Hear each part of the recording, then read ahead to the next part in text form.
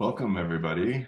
Today we are going to work on making a metaplot of our ChIPseq peaks and where they bind on promoters. Do they bind to the middle of the promoter? Do they bind to the upstream region, downstream region, some funky pattern therein? And that's our goal today, and we will do that here. And we're also going to learn another sort of thing, integer ranges, and we'll go through that throughout it, but we've seen G ranges and I ranges, and integer ranges is just another version of that, just to get to do things in a different way. And we're here in class 2023 classes 05 R analyses of our custom ChIPseq datasets, MetaPlots, and MetaPlots 1. Okay, and I'm gonna, if you are following along on the web, here at long-encoding-RNA-teaching/teaching, then we are here in MetaPlots number 7, moving along. So, all right, that's where we all are. And I'm going to run the code from RStudio here. And so they highly recommend watching the introduction video onto how we're going to do this. There's sort of a conceptual step-by-step of what's going to happen here in code. Also the slides for it here. Highly recommend checking that out before watching this. And I'm going to refer back to that video as well. So the first thing we need is our ChIP peaks. So I'm just going to pick one of my DNA binding proteins. And in the next class, we're going to develop like a for loop to run all of this, what we did for one, for all of our DNA binding proteins, and then do it eventually for 480. So we're going to step up, but for today, just doing one. So I'm going to load in the environment from 01 peak features, where we saved a bunch of handy things like promoters and our ChIP peak consensus peaks, which we've seen a lot of. And today I'm just going to work on HDAC2 and select that one out. So I have my consensus peaks loaded, and all of this is basically explaining the same thing that is in the video, but in a written form. So whatever you prefer, but the video also goes through that text as well. Okay, so what I'm going to do is move into a different space where we're going to sort of say, take my ChIP-peak files, which currently are genomic ranges, and run coverage over them to find out where those peaks reside across the genome. So now we're going to sort of align the peaks back to the genome for each chromosome and give a 1 or a 0 if the peak was there or not. So this is, you can check out coverage here. It's worth it to start here. And we're basically summarizing G ranges by chromosome. And it might be easier just to learn this by seeing what they look like here in 05 classes, MetaPlots, and 01 here. Okay, so let's run this coverage function on our consensus peaks, and I'm going to square bracket index into that consensus peaks and just get HDAC2. I could have also done that above and just subsected it, but we can do it here inside of coverage as well. Okay, so we got peak coverage, and we have this bizarre thing here where each chromosome is now a list. So it's kind of like how G ranges has seq names. Here we're just using an integer list where each chromosome is a different vector, and we're gonna make a 1 or a 0 at each of those positions if our peaks overlap them. Okay, so I mentioned that there's an issue here that the chromosome you could have a peak that is long outside of, or there could be a promoter that we're going to overlap these peak windows to. There could be a promoter that's off that isn't detected at the end of the chromosome. And so we're going to make the coverage length the same length as our peaks cover on the chromosomes. That's what we're going to do, a little housekeeping here. And so we're going to use element nRows peak coverage, which can basically calculate the length of the peak coverage and give it a sort of a start and an end. And if we look at that here and take a look at coverage length, let's look at names coverage length, and we can see all the chromosomes. And now element end rows can interpolate the positions, and we can then add ones and zeros to that. Okay, so we now have this coverage length. This is the 25 chromosomes. We have this coverage length, and we can now convert that into genomic ranges. So we simply just went in and shortened or extended the chromosome to make sure that any promoters that were outside of our peak range will be gone. Okay, so we first need the ranges of the chromosomes in which the peaks cover. Okay, so that here we're going to make a G ranges. So we're converting it back now into a G ranges, where the seq names will be the names of coverage length, which is here, the chromosome like we'd want for G ranges. And then the I ranges component of that is to start at position 1 and go through the length of the coverage length, which will be each chromosome, and end is the coverage length. So we can see that the length of coverage length is 25, and so it's going to make the start be repeat 1 through each of the 25 chromosomes, and the end will be the coverage length of each chromosome. So we're basically just now converting the integer ranges, which has a chromosome start and end that contains all of our peaks, and then we're kind of just like truncating the genome here before finding promoters that overlap with it. And so then it's nice to know that you can just convert back to a G ranges by giving an I range and start and end of the length of coverage length, which if we look at again here, is just the length of each of the chromosomes here. And we defined that by all of the space our peaks covered. Okay, so making this G ranges with the names is the seq names, and then the I ranges is 1 through the length of the chromosome, which is just 1 value here for each of the 25. Okay, so if we look at coverage GR, we can see we have our seq names, and our ranges here are 25. So it's just the range of each chromosome. So this is not that interesting, but it's kind of good to go through this stepwise to say, basically, we just made a G ranges of a truncated chromosome that contains just the regions that the furthest peak goes to at the end and start of the chromosome. We're defining that by our peak positions in HDAC2 ChIPseq peaks. Okay, so now we're going to overlap promoters with our truncated genome. So any promoter that lied outside of our data would have caused a problem. And so we're truncating it to the windows of which our data is contained. And now we're going to overlap promoters to our genomic coverage of the positions of our new chromosomes. Okay, so we're going to use subset by overlaps. We've done this before with find overlaps and count overlaps, and we're basically going to intersect our long non-coding mRNA promoters that we made in 01, peak features, and we're going to intersect it with our coverage of the genome. So we're basically going to put the promoters onto the genome and within the range that is there. So the promoters that are outside of that range will not be included. Okay, so then we'll have this object all promoters GR. And what we can see here now is our range is always 2 KB, which is the window of our promoters that we just loaded in, lincRNA and mRNA promoters. When we made that, we did 1 KB upstream and 1 KB downstream. So we can see they're all the right length and where they start.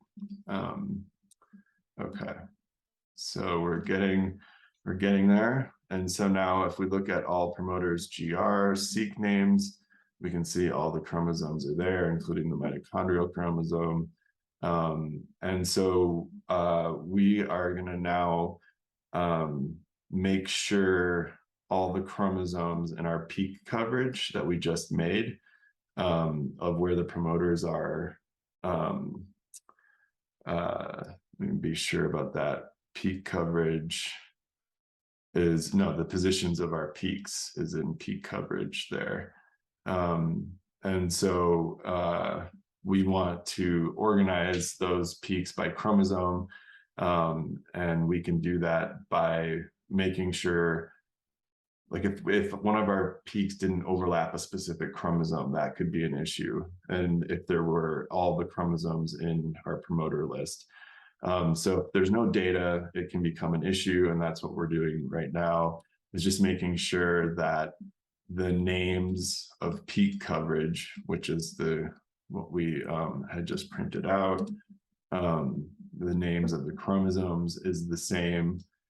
So we're intersecting the two as the seq names of all promoters, GR. Let's run that. And we can see the levels are the chromosome names and they're the same. And that's going to be the seq names. And then as a character and unique, just to make sure we don't have overlapping with the values here. So just going to say, give me a unique representation of what chromosomes are present in all promoters and intersect that with all the chromosome names that are covered by our peaks. In case one of them's missing, it'll get removed and it won't become an issue later. Okay, so let's make a chromosome vector, which is just now the chromosomes that are the same in both lists. And we can see here we have all 25. So none were missing. Okay, so we have our peak coverage, and now we're going to organize our positions of where the peaks are in the genome as ones where they are and zeros is where they're not across the chromosomes, and just organize them in the same order as chromosomes. Oops, sorry. I'll run this. Okay. And now we are going to take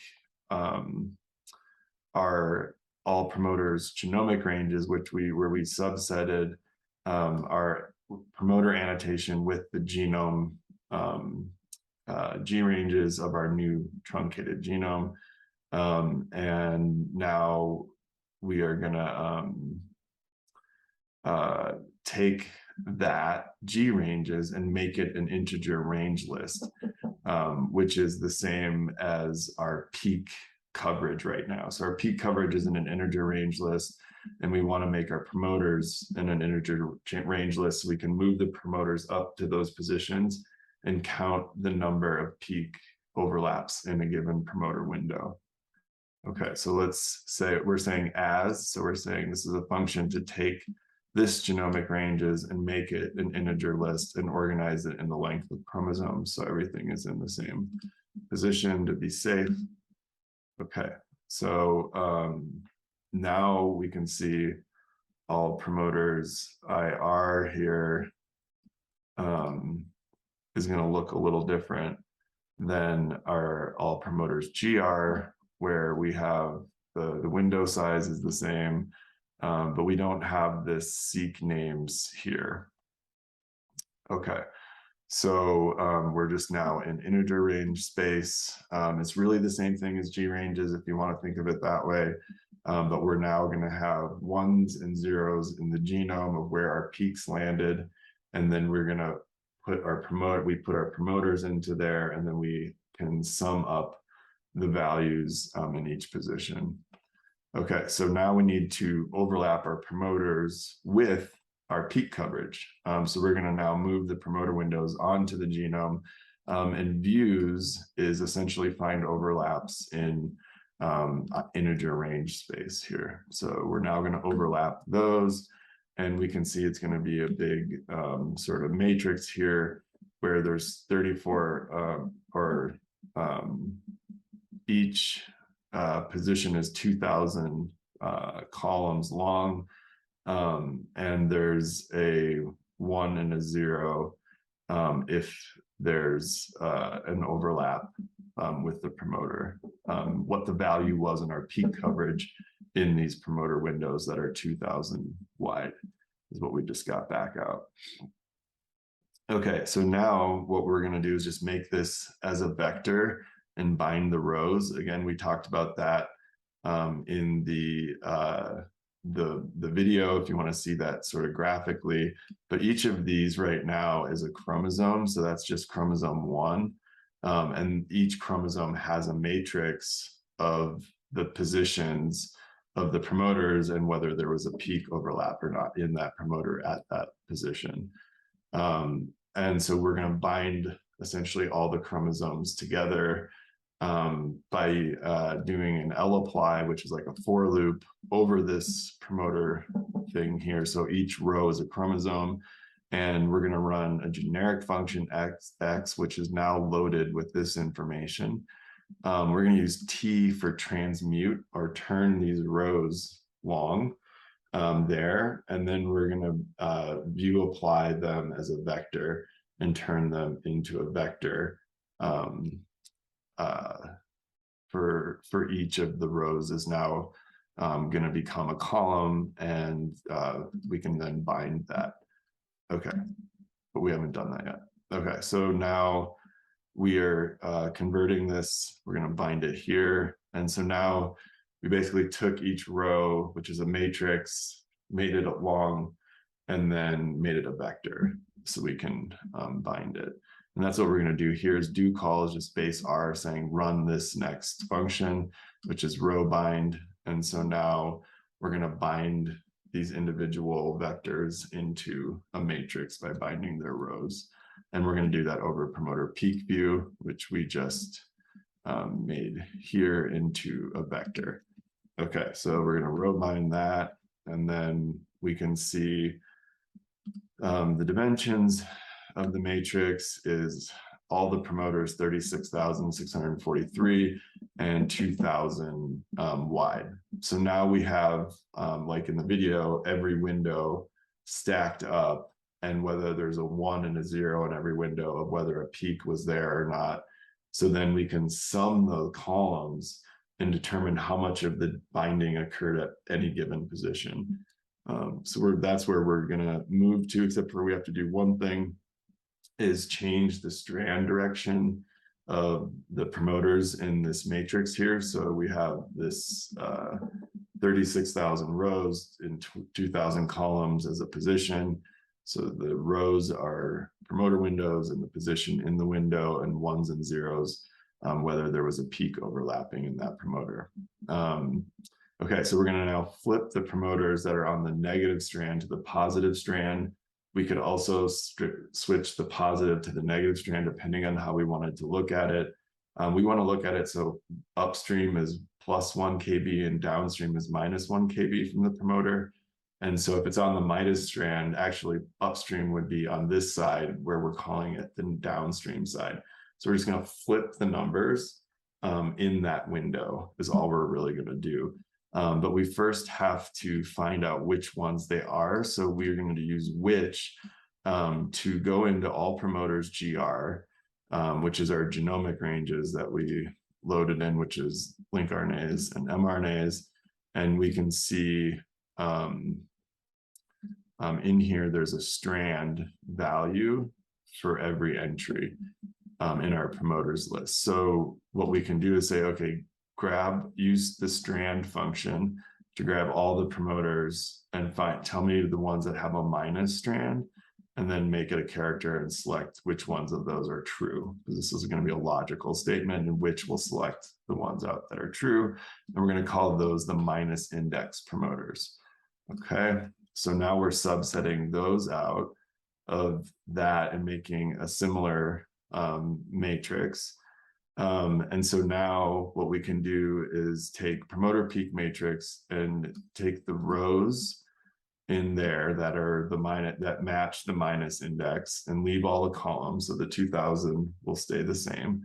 And so you're only taking those rows that match the minus index, and then you're taking the number of columns in those rows and you're switching them their order. So you're basically going from number of columns in your promoter peak matrix, which is 2000 to 1 instead of 1 to 2000.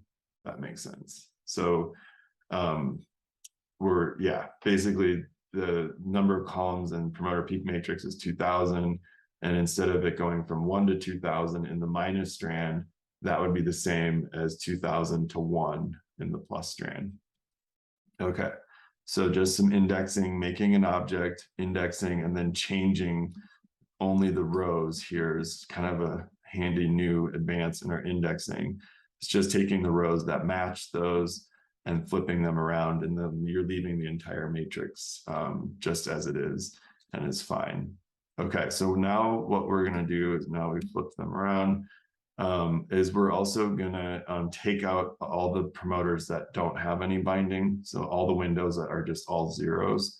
So we're going to do a row sums across there, and if there's no binding, we don't want it. So we're going to only take those that are those rows that have at least one overlap in them.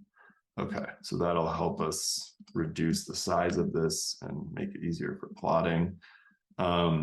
Okay, so now we can see what we're going to take the sums across the columns. There's the 2000 columns that represent the positions, and we're going to count the number of ones in each column and sum them up as the total number of observations divided by the total number of promoters there were. So essentially, what percentage of this first base had an overlap? What percentage of the second base had an overlap? Third, fourth. So essentially, it's a density plot of where the binding occurs within that window. And if it was even, it would just be a flat line. If there was just ones across, it would be like a flat line. Okay, so we're gonna do that. We're gonna sum the columns of our promoter peak matrix, where each column is a position in the promoter window, and the promoters are the rows going down. Okay, and so we're going to make the density, again, it's just the value of that column divided by the number of columns there were, to sort of normalize it across the window. Okay, so we're going to get our peak density just by dividing, and then we're going to make a metaplot into a data frame where we want this to be 1. No, sorry, that's right. Yeah, so we want to take our matrix now of all the promoters and ones and zeros and make it as a data frame, and make a column density equal to peak density here. So let's do that and get into a metaplot DF and take a look at it. Oh, and we're setting the data frame rows columns here to 1 KB or 2 KB total. So -1000 to +1000, where 0 would be the start of the promoter. Okay, and then we're making a column density that is equal to the peak density at that position here.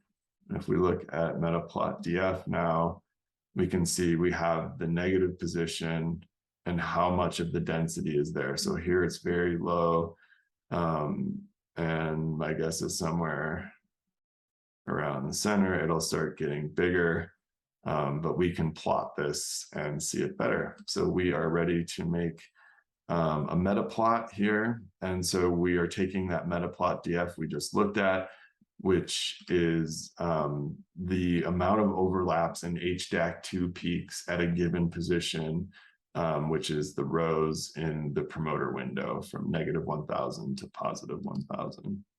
Okay, so then we have that. It's as simple as saying the x-axis is equal to x, or the position in the window. So we're now taking that long data frame and saying plot the position in the window on the x-axis and the density on the y-axis. And we'll make a line plot with that. And we can see a nice Gaussian binding here of HDAC2 across promoters where it peaks.